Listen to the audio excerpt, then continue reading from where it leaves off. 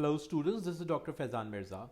I'm covering the details of two types of arteries, the elastic arteries and muscular arteries in this content of my video. We know arteries are the vessels that carry blood away from the heart, and they need to have a thick wall to withstand the high pressure. They have a regular lumen.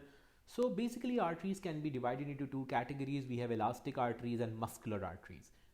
What are elastic arteries? Elastic arteries are large size arteries having a thick wall with a high proportion of elastic fibers as compared to muscles or smooth muscles. So their wall is having a low proportion of smooth muscles and a high proportion of elastic fibers.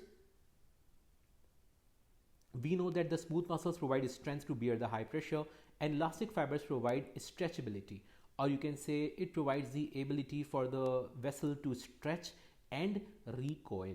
So what is stretching? Stretching is required when a surge of blood in the arteries is there because of the ventricular contraction. Blood comes at a high pressure.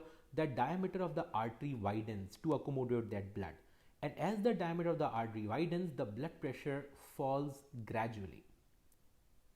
The elastic region of the artery after stretching allows recoil because we know it's the elastic property. Whenever you stretch an elastic region, it undergoes stretching, which is followed by recoiling. The recoil of the elastic arteries pushes the blood ahead into the arterial system. The blood flow in these elastic arteries is intermittent, which means it goes in a pulsatile order. Pulsatile means it basically is growing. It's basically going in pulses.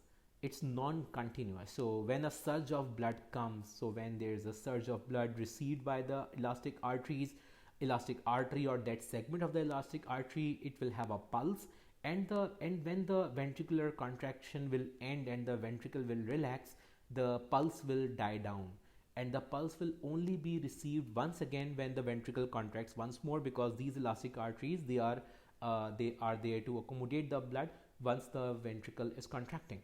So elastic arteries, they are present closer to the heart for the same reason, because they receive the blood directly from the heart, and they need to accommodate that blood coming at a high pressure, and they do this by being a pressure reservoir.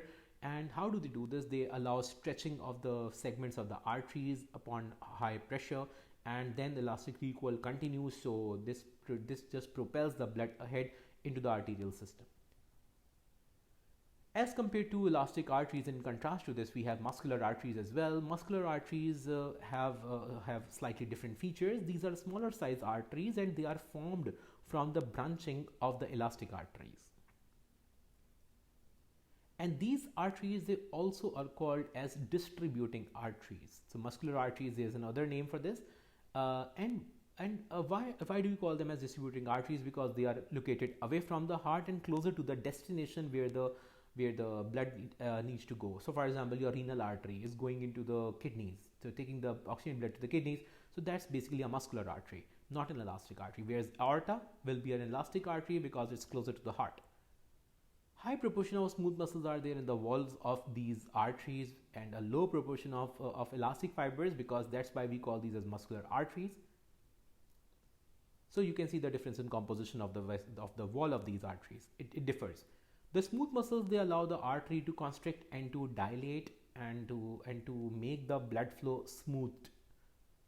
We know that that's a function of the smooth muscles. They can stay contracted and they can stay relaxed for a long period of time.